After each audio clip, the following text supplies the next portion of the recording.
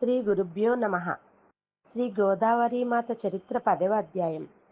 1960వ సంవత్సరం సంయుక్త మహారాష్ట్ర కోసం ఆందోళన జరుపుతూ మహారాష్ట్రమంతటా పర్యటిస్తున్న ప్రసిద్ధ నాటక రచయిత ఆచార్య ఆత్రేయ ఒకరోజు సాకోరి ఆశ్రమంలో బస చేశారు. కొన్ని సంవత్సరాలకు పూర్వం 1933-34 ప్రాంతంలో ఉపాసనీ బాబాను కఠినంగా విమర్శించిన పత్రికా రచయితలలో ఆచార్య ఆత్రేయ కూడా ఒకరు. అయితే ఇప్పుడు ఆశ్రమాన్ని దర్శించి అక్కడి పవిత్ర వాతావరణం చూసిన తరువాత ఆచార్య ఆత్రేయ తన తోటి కార్యకర్తలతో, ఒకప్పుడు నేను ఈ ఆశ్రమం చూడకుండానే చెప్పుడు మాటలు విని విమర్శించినాను. ఈ సంస్థ నిజంగా సాంస్కృతిక జాగృతి కోసం గొప్ప కృషి చేస్తున్నది అని మెచ్చుకున్నారు. ఆచార్య ఆత్రేయ మరోసారి కూడా సాకోరి ఆశ్రమం దర్శించారు. ఆయన వెంట ఆయన భార్య సుధాతాయి, నాసిక్ చిత్రమందిర యజమాని శ్యామ్లాల్ భోలే కూడా ఉన్నారు. సంయుక్త మహారాష్ట్రం కోసం తాము కంటున్న కలలు ఫలించటానికై వారు సాధు సంతుల ఆశీస్సులు యాచిస్తూ తిరుగుతున్నారు. ఆయన గోదావరి మాతాజీని దర్శించి, నేనొక రాజకీయ ప్రయోజనం కోసం ఆశించి మీ ఆశీస్సుల కోసం వచ్చినాను. మా ఉద్యమం జయప్రదం కావటానికై మమ్ములు ఆశీర్వదించండి అని ప్రార్థించాడు. శ్రీ గోదావరి మాత, శ్రీ ఉపాసనీ బాబా వారి అనుగ్రహం మీకున్నది అంటూ సమాధానం చెప్పితే, ఆయన నాకు మీ ఆశీర్వాదం కూడా కావాలి అని ప్రార్థించాడు. శ్రీ గోదావరి మాతాజీ అంగీకార సూచకంగా తల ఊపి స్వహస్తాలతో ప్రసాదంగా అక్కడ ఉన్న పండ్లను ఇచ్చారు. ఆచార్య ఆత్రేయ ఒకరోజు సాకోరి ఆశ్రమంలోనే ఉండి మరుసటి రోజు వెళ్ళిపోయారు. ఆయన అటు తర్వాత కూడా ఆశ్రమానికి రావాలనుకున్నా రాలేకపోయినాడు. కానీ ఆయన హృదయంలో సాకోరి ఆశ్రమం పట్ల శ్రద్ధాభక్తులు పెరిగాయి. ఒక లేఖలో, నా మనస్సులో సాకోరి ఆశ్రమం పట్ల ఆదరభావం ఉన్నది. అది వైదిక ధర్మాన్ని రక్షిస్తూ గొప్ప సాంస్కృతిక కేంద్రం అంటూ తన భావాలు ప్రకటించినాడు. ఆశ్రమానికి మరలా వచ్చే అవకాశం కలగకపోయినా ఆయనకు సాకోరి కన్యకలను దర్శించి అనుకునే సందర్భం ఒకటి ఏర్పడింది. వేదమూర్తి పండిత సార్వలేకర్ గారికి పూనా విశ్వవిద్యాలయం డీలిట్ పట్టా ప్రదానం చేసి సన్మానించినప్పుడు ఆచార్య ఆత్రేయ గారి శివశక్తి కార్యక్రమం కూడా ఏర్పాటు చేశారు. అది దేవీ నవరాత్రుల సమయం కనుక సాకోరి నుండి దేవీతాయి మొదలైన నలుగురు కన్యకలను మాత్రమే సన్మానోత్సవానికి పంపించే వీలు కలిగింది.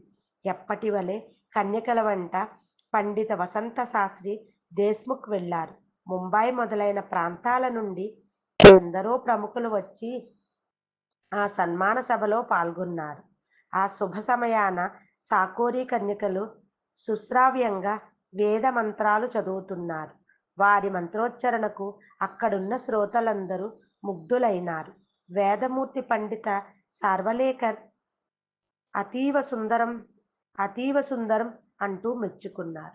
ఆచార్య ఆత్రేయ ఉప్పొంగిపోయి మరికొన్ని వేదమంత్రాలు చదవవలసిందిగా అక్కడున్న కన్యకలను కోరారు. కన్యలు వేదమంత్రాలను చదివారు. శ్రోతలు అందరూ మెచ్చుకున్నారు. ఆచార్య ఆత్రేయ తమ ప్రసంగంలో గద్దర కంఠంతో, ఈనాడు ఈ నలుగురు కన్యకల రూపంలో 4 వేదాలను దర్శించే భాగ్యం కలిగింది అన్నారు. ఆ సంవత్సరమే మదరాసు వాస్తవ్యులు యోగి శుద్ధానంద భారతి సాకోరి ఆశ్రమం దర్శించారు. మదరాసులో వారు ఒక యోగ విద్యా సంస్థను ఏర్పాటు చేశారు. యోగ విద్య గురించి వారు చాలా సులభ సుందర శైలిలో అనేక పుస్తకాలు రాశారు. వారు గొప్ప పండిత కవులు కూడా. ఆయన ఈ విధంగా సాకోరిలో ఆయనకు కలిగిన ఆనందానుభూతిని వర్ణించటానికి మాటలు చాలవు. ఒకప్పుడు ఇది శ్మశాన భూమి, నక్కలు తిరిగే చోటు. ఇప్పుడిది భక్తుల పాలిటి స్వర్గధామము. ఇదంతా శ్రీ ఉపాసనీ బాబా వారి ఆధ్యాత్మిక శక్తి చేసిన ఇంద్రజాలం. వారిని చాలా ఏండ్ల కింద నేను దర్శించినాను. ఈ కన్యాకుమారి సంస్థాన రెండవ బృందావనం రేయింబవలు ఇక్కడి వాతావరణమంతా భక్తుల ఆధ్యాత్మిక అనుభూతులతో స్పందిస్తుంటుంది. సర్వత్రా స్వచ్ఛత, ప్రేమ, సంతృప్తి తాండవిస్తూ ఉంటాయి. ఈ సాకోరి ఆశ్రమంలో కాషాయాలు ధరించని నిజమైన సన్యాసినులుంటారు. వాళ్ళ ఉనికి, కదలికలు, అస్తిత్వం అంతా అమ్మలోనే. వారు తన్మనులై చేసే తన్మయులై చేసే పనులన్నీ సేవలే. నేను అనేక ఆశ్రమాలలో పెను యోగినులను చూచినాను. కానీ ఇట్టి భారతీయ సాంస్కృతిక దేవకన్యలను, ఇట్టి భక్తులను, ఇట్టి ఆధ్యాత్మిక శక్తి సంపత్తులను ఎక్కడా చూడలేదు. ఉపనిషత్తులు, భగవద్గీతలు ప్రపం ప్రపంచించే సనాతన ధర్మానికి వారు ప్రతీకలు. ఉషోభిముఖంగా పయనించే తారకల వలె ప్రతీదీ ఇక్కడ క్రమబద్ధంగా, సమరసంగా జరుగుతుంటుంది. సచ్చిదానందముల అద్భుత సంగమమైన గురుమూర్తి శ్రీ ఉపాసని బాబావారి ప్రేమ చేత ఇక్కడ ప్రతి అంగుళము పునీతమైనది. శ్రీ ఉపాసనీ బాబావారి బోధలు నా జీవితాన్ని, నా భావాలను మార్చివేశాయి. శ్రీ ఉపాసనీ బాబా ఒక ఆధ్యాత్మిక విప్లవ జ్యోతి. వారి జీవితమంతా అంతరీకమైన అద్భుతాల పరంపర. ఈ రోజున కీర్తిమూర్తిని మనం దర్శిస్తున్నాము. ఆయన ఇక్కడి కన్యకల స్వర్గం నెలకొల్పారు. ఈ చేతుల్లోనే వారు ఉజ్జీవిస్తున్నారు. వాళ్ళు ఈ సంస్థను సజీవ విశ్వాసంతో, ప్రేమైక హృదయంతో ముందుకు తీసుకొని వెళుతున్నారు. శ్రీ మాతాజీ వజ్రోత్సవాల సందర్భంగా శ్రీ శుద్ధానంద భారతి భక్తి భరితమైన హృదయస్పర్శి అయిన ఒక చక్కని పాట వ్రాసి పంపించారు.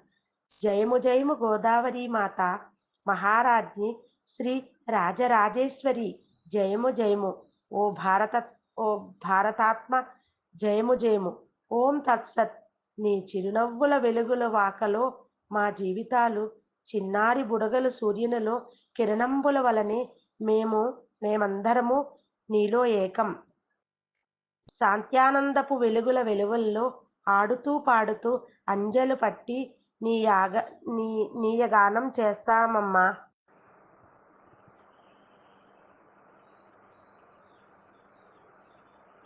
మాతా మహేశ్వరి మంగళ గోదావరి. 1960లో శ్రీ మాతాజీ జబల్పురంలో ఒక యజ్ఞం చేశారు. ఇది ఎవరో ఒక వ్యక్తి చేయించనిది కాదు.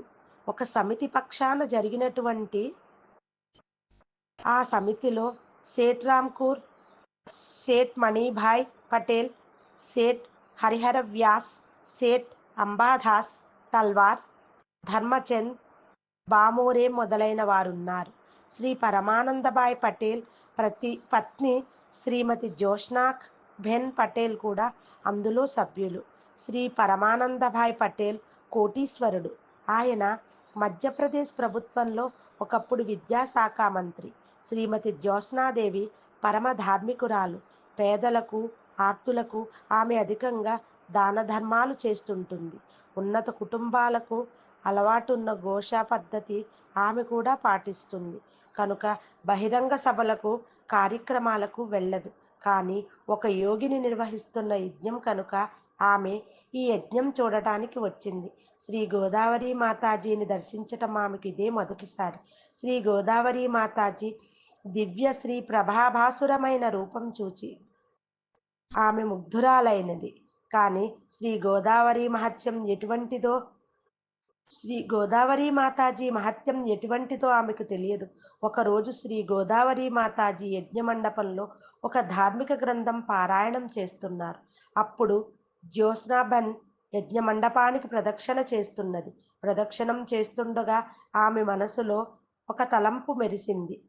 తదేక ధ్యానంగా పారాయణం చేస్తున్న శ్రీ గోదావరి మాతాజీ కనుక తన వైపు తిరిగి చూచినట్లయితే ఆమె మహత్యం ఒప్పుకుంటానని మనస్సులో అనుకున్నది.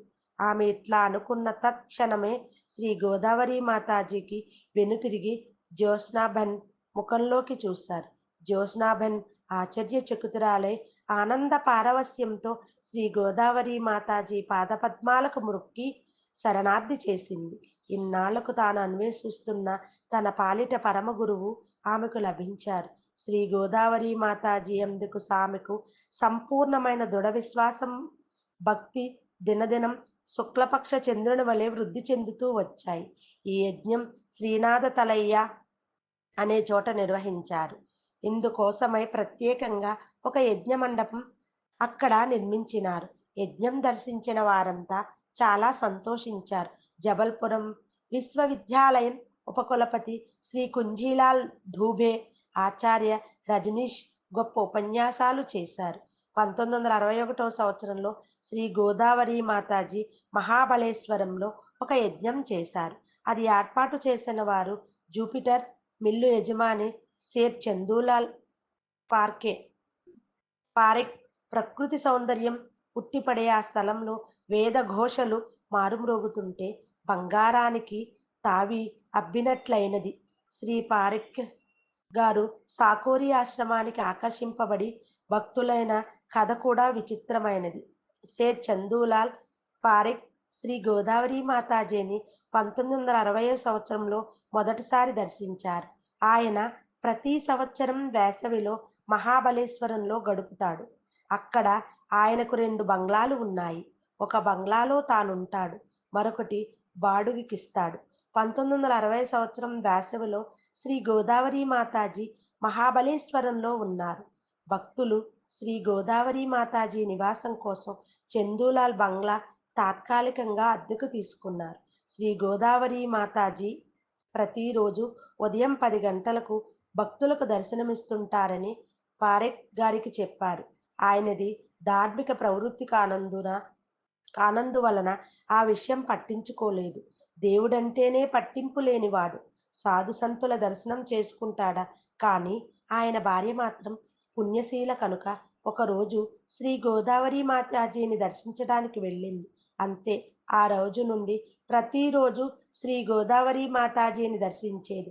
అంతటి దివ్య సౌందర్యం ఉన్న వ్యక్తి తానింతవరకు అంత దివ్య సౌందర్యం ఉన్న వ్యక్తిని తానింతవరకు చూడలేదని ఆమె తన భర్తకు చెప్పింది. అతడు అంతగా పట్టించుకోలేదు. శ్రీ గోదావరి మాతాజీ తాము ఎక్కడున్నా వైశాఖ శుద్ధ విదియ నాడు శ్రీ ఉపాసనీ బాబా జన్మదినోత్సవం జరుపుతారు. ఆ సందర్భంలో సత్యనారాయణ వ్రతం ఆచరిస్తారు. స్థానికులైన అనేకులు ఆ ఉత్సవం చూడడానికి వచ్చారు. పారెక్ గారిని కూడా ఆహ్వానించారు. పారెక్ గారు ఈసారి ఆహ్వానం తిరస్కరించలేదు. భార్యా సమేతంగా వెళ్లారు. శ్రీ గోదావరి మాతాజీని ఓం ప్రథమంగా దర్శించాడు. శ్రీ గోదావరి మాతాజీ దివ్య గంభీరమూర్తి. ఆయన హృదయం పైన చెరగని ముద్ర వేసింది. వేసవి తర్వాత శ్రీ గోదావరి మాతాజీ సాకోరికి వెళ్ళిపోయారు. వెళ్లే ముందు పారెక్కని సాకోరికి రావాల్సిందని ఆహ్వానించినారు. ఆయన సంతోషంగా చిరునవ్వుతో ఎప్పుడో ఒకప్పుడు సాకోరికి తప్పక వస్తాను అన్నాడు. శ్రీ గోదావరి మాతాజీ వెళ్ళిపోకముందే ఆమె భక్తులు బంగ్లా అద్దె చెల్లించడానికి పారెక్ వద్దకు వెళ్ళగా గోదావరి మాతాజీ వద్ద అద్దె తీసుకోవటమా అంటూ ఆయన నిరాకరించినాడు. అటు తర్వాత కొంతకాలానికి ఆయన పుణ్యం పండి ఒకసారి సాకోరికి వెళ్ళాడు. అక్కడి దివ్యమైన వాతావరణం, ఎడతెరిపి లేని పుణ్య కార్యక్రమాలు చూచి ప్రభావితుడయ్యాడు. అప్పటి నుండి సాకోరికి రాకపోకలు ప్రారంభించాడు. కాలక్రమాన ఆయనలో భక్తి విశ్వాసాలు కూడా ప్రబలాయి. అలాంటి దృఢ విశ్వాసంతోనే ఆయన ఒకరోజు యజ్ఞం చేయాలి అనుకున్నాడు. అనుకున్నట్లే 1961లో యజ్ఞం ఏర్పాటు చేశాడు. యజ్ఞం మే 6వ తేదీ రోజు నాడు ప్రారంభమైంది. 10వ రోజు నాడు పూర్ణాహుతి జరిగింది. కన్యకల వేదమంత్ర పఠనం శ్రోతలను ముగ్ధులను చేసింది. సేట్ డహ్నూకర్, సేట్ అంబాలాల్, సారాభాయ్, శ్రీమత్ రాకర్సి, గగన్ బిహారీ మొహతా, నవీన్ కన్వాలా వంటి ప్రముఖులతో పాటు వేల కొలది భక్తులు ఆ యజ్ఞం దర్శించి పునీతులయ్యారు. ఆ సంవత్సరమే డాక్టర్ జహంగీర్ పటేల్ గారికి ఒక చిత్రమైన అనుభవం జరిగింది. డాక్టర్ పటేల్ శ్రీ ఉపాసని బాబా వారికి సాకోరి ఆశ్రమానికి పాత భక్తులైన ఒకప్పుడు ముంబైలోని పార్సీ మెసీనా ఆసుపత్రిలో సివిల్ సర్జన్గా పనిచేసినారు. ఆయన మొదటిసారి 1934 సంవత్సరంలో సాకోరి ఆశ్రమం దర్శించి శాశ్వతంగా అక్కడే ఉండిపోయాడు. ఆశ్రమవాసులకు చికిత్స చేయడం, ఆశ్రమ పూజా విధుల్లో శ్రద్ధగా పాల్గొనడం క్షమించండి. ఆశ్రమ పూజా విధుల్లో శ్రద్ధగా పాల్గొనడం ఆయన నిత్య విధి. భజన ఆయన ప్రీతిపాత్రమైన కార్యక్రమం. 1961 సంవత్సరంలో ఆయనకు కంటిపొర ఆపరేషన్ జరిగింది. ఆపరేషన్ చేయించుకోవడానికి వెళ్లే ముందు ఆయన శ్రీ గోదావరి మాతాజీ ఆశీస్సుల కోసం వెళ్లి దర్శించాడు. ఆపరేషన్ ఎక్కడ చేయించుకుంటావని అడిగినారు. శ్రీ గోదావరి మాతాజీ ముంబైలో అని డాక్టర్ సమాధానం. ముంబైకి వెళ్ళవద్దు, పూణేలో చేయించుకో అని శ్రీ గోదావరి మాతాజీ సలహా ఇచ్చారు. తగినంత డబ్బుందా అని గోదావరి మాతాజీ మరల యథాలాపంగా అడిగారు. అవును, 500 రూపాయలున్నాయని పటేల్ సమాధానం. ఏమిటి, 5 అని గోదావరి మాతాజీ ప్రశ్న. శ్రీ గోదావరి మాతాజీ తన మాట సరిగా వినిపించుకోలేదేమో అనుకుని వదేలు మరలా నా వద్ద 500 రూపాయలు ఉన్నాయి అన్నాడు. శ్రీ గోదావరి మాతాజీ ఎప్పటివలే తల ఊపారు. కొన్ని రోజుల తర్వాత డాక్టర్ పటేలు అనుకున్న ప్రకారము పూనా వెళ్లారు. అసలైతే పటేలు ముందుగా ముంబైలోనే ఆపరేషన్ చేయించుకుంటే బాగుంటుందనుకున్నాడు. ఎందుకంటే అక్కడ ఆయన తొలుత జీవితం గడిపాడు. అక్కడ తనకు తెలిసిన మిత్రులు, బంధువులు కూడా ఉన్నారు. కానీ శ్రీ గోదావరి మాతాజీ యందున్న సంపూర్ణ విశ్వాసంతో ఆయమ్మ ఆజ్ఞ ప్రకారం పూనాలోనే ఆపరేషన్ చేయించుకోవడానికి నిశ్చయించుకొని ముంబై ప్రయాణం మానుకున్నాడు. డాక్టర్ పటేలు పూనాలో తన మిత్రుడు బిఎఫ్ బోడే ఇంజనీరింగ్లో ఉన్నాడు. డాక్టర్ సాటే అనే ప్రఖ్యాత నేత్ర వైద్యుడు కంటిపొర ఆపరేషన్ చేశారు. పటేలు తన వృద్ధాప్యం కారణంగా ఆపరేషన్ చేయించుకోవడానికి జంకిన శ్రీ గోదావరి మాతాజీ అనుగ్రహంతో ఆపరేషన్ విజయవంతంగా జరిగింది. ఆసుపత్రిలోనే కొన్ని రోజులు ఉండవలసి వచ్చింది. అలా జరిగిన తరువాత డాక్టర్ అనుమతి తీసుకొని ఆసుపత్రి విడిచే ముందు డాక్టర్ బిల్లు చెల్లించి అనుమతి తీసుకుందామని వెళ్ళినప్పుడు బిల్లు ఎంత చెల్లించాలే అని అడిగాడు. ఏ బిల్లు అని డాక్టర్ సాటే గారు ప్రశ్న వేశారు. నేను డాక్టర్ను, మీరు డాక్టర్, మీ వద్ద నేను డబ్బులెట్లా తీసుకుంటాను అన్నారు. బిల్లు చెల్లించడానికి సిద్ధపడి వచ్చిన పటేలుకు డాక్టర్ సాటే మాటలు ఆశ్చర్యం కలిగించాయి. ఆపరేషన్ చేసినందుకైనా మీరు తీసుకోవాలి అని పటేలు బతిమాలిన డాక్టర్ సాటే వినలేదు. పటేలుకు ఎటూ తోచలేదు. మీ ఆసుపత్రిలో ఉన్నందుకైనా మీరు కొంతైనా డబ్బు తీసుకోవాలి అని మరలా బతిమాలాడు. కానీ డాక్టర్ సాటే తన నిశ్చయం మార్చుకోలేదు. ఆయన ఒక చిల్లిగవ్వ కూడా తీసుకోలేదు. గత్యంతరం లేక డాక్టర్ పటేలు తనకు సఫర్యలు చేసిన ఆసుపత్రి పరిచారకులకు పురుషులకు 3 రూపాయలు, స్త్రీలకు 2 రూపాయలు ఇచ్చారు. డాక్టర్ సాటే గారి అనుమతి పొంది పటేలు తన మిత్రుని ఇంటికి తిరిగి వచ్చి శ్రీ గోదావరి మాతాజీకి ఉత్తరం రాస్తుండగా అతనికి హఠాత్తుగా 5 రూపాయలున్నాయా అని ఆ రోజున గోదావరి మాతాజీ అన్న మాటలు గుర్తుకు వచ్చాయి. శ్రీ గోదావరి మాతాజీ మాటల్లోని ఆంతర్యం ఆయనకు అప్పుడు అర్థమైంది. శ్రీ గోదావరి మాతాజీకి వ్రాస్తున్న ఉత్తరం కన్నీటితో తడిసింది. శ్రీ గోదావరి మాతాజీ మాటలు, చేతలు అగాధములు, అప్రమేయములు. 10వ అధ్యాయం సంపూర్ణం. ఏ మనుష్యః మాం ఆశ్రితః తాన్ సర్వేషస్య కర్మ వినాశః లభైః.